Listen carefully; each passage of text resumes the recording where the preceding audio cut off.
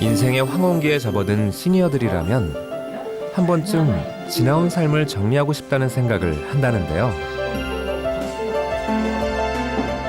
다사다난했던 인생의 굴곡을 지나 지금에 이르기까지 지나온 삶을 반추하고 남은 인생을 보다 뜻깊게 보내기 위해 직접 자서전 쓰기에 도전하는 분들이 있습니다.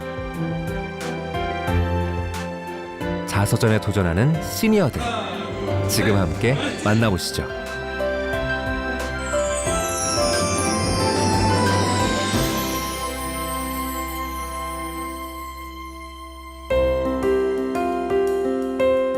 올해로 79세에 접어든 강두석 어르신. 최근 새로운 취미가 생겼습니다. 후손들한테 넘겨주고 하는 매체 역할을 할 수 있는 자서전을 만들려고 해요. 이제 내용은 아주 진솔하게 써야죠. 그래서 후손들이 그 선조들, 조상들이 어떻게 살았는가 이제 내용을 보고 느낀 바가 있을 것 아닙니까? 그런 내용이에요. 나이가 들어 기억이 가물가물할 때도 있지만 지난 추억들을 글로 써내려가는 재미가 쏠쏠하다고 합니다. 그동안은 이제 나이가 들고 말하자면 기억력도 좀 망각이 많고 또 자기를 성찰할 수 있는 기회가 별로 없어요. 그런데 이걸 딱 쏘니까 아주 그 리얼한 삶의 말하자면 행적을 되돌아보고 회상 또 자기 성찰을 할 수 있는 기회가 마련된 거예요. 남은 여생이라도 어떻게 살아야겠다 하는 그런 계획이 서지더라고요. 지나온 삶의 의미를 되새기고 남은 인생을 새롭게 출발하기 위해 시작한 자서전 쓰기. 그런데 강두석 어르신이 자서전에 도전할 수 있었던 특별한 계기가 있었습니다.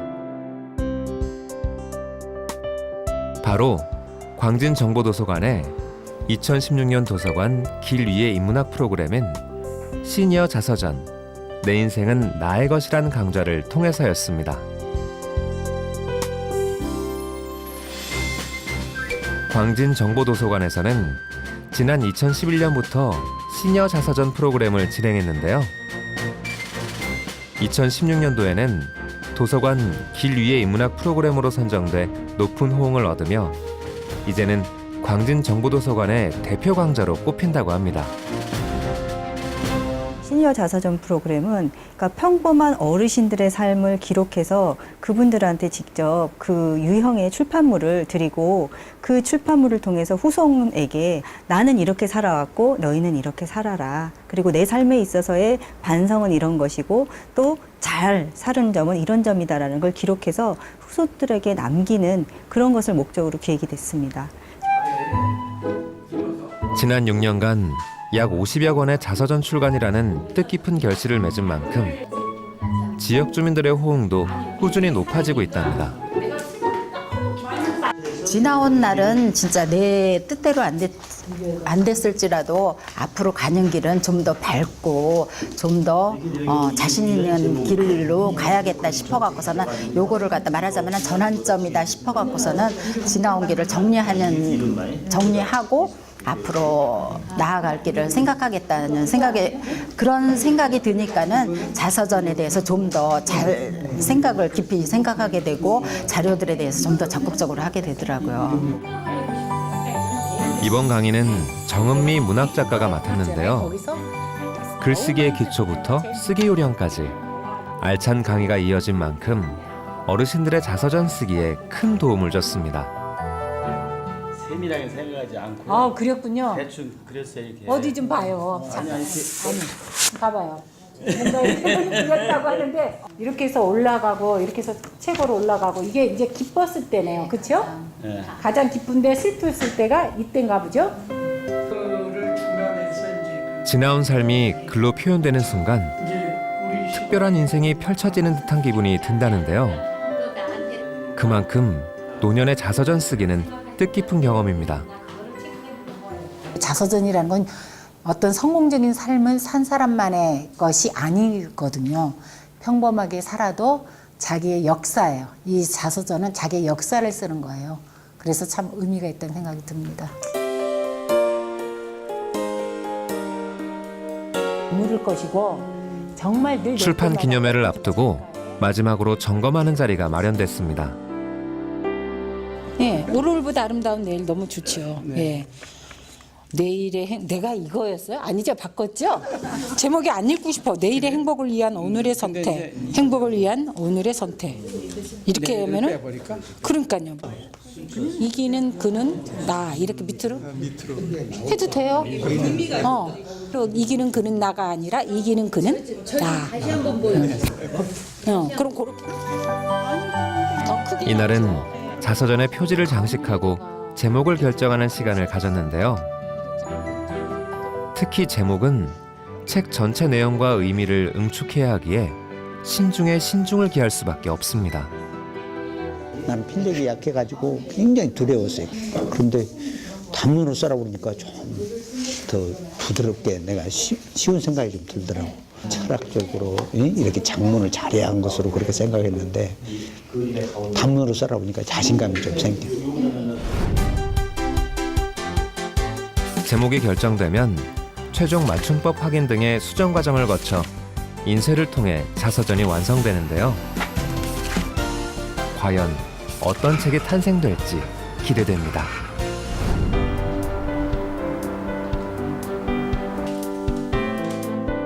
드디어 출판 기념회가 열리는 날. 먼저 지난 시간을 회고하는 의미 깊은 영상과 함께 시작합니다.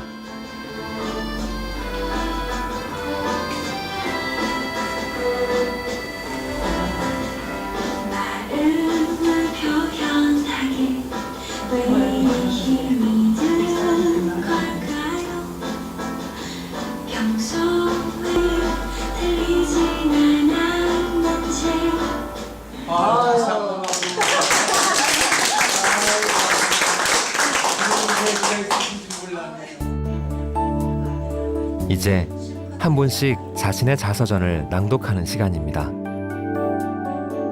23년 만에 무더위가 사람들을 지치게 하고 힘들게 하는 올여름이었다.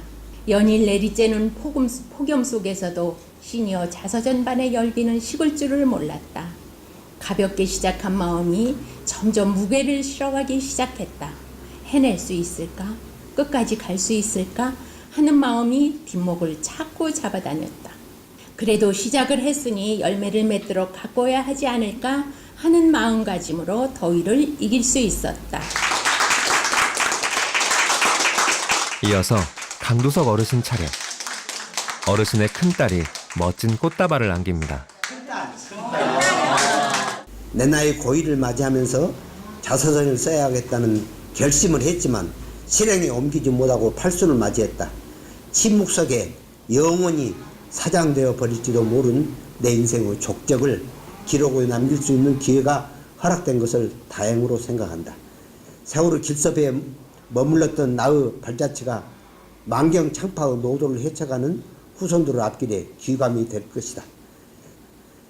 나 혼자 힘으로 잘 살아온 것 같지만 자서전을 쓰면서 되돌아보니 곳곳에 참 고마운 사람들이 많다. 그때는 그냥 무심코 살아온 날들이 추억으로 되살아나고 부끄럽게만 생각되었던 가난이 내 자신의 마음에서 비롯된 것이었다는 것을 알았다. 이제 순간순간 행복을 느끼는 마음을 갖고 살 것이다. 자서전을 통해 행복의 의미와 삶의 소중함을 깨닫는 계기가 됐는데요. 이렇게 우리 이웃들의 소박한 일상들이 모여 하나의 역사가 됐습니다. 내 일생에 가장 그 보람을 느낀 프로그램, 그 다음에 다시는 이런 기회가 오지 않을 그런 기회를 내가 포착했다는 것, 얼마나 큰 혜택인지를 다시 한번 감사드리고 싶어요. 과거를 한번 반성해 보면서 그러면서 앞으로 이제 이걸 반성을 계기로 해서 앞으로 더 좀 잘 살아보려고 멋있게 살려고 노력하는 그러한 계기가 될 것 같습니다. 저는.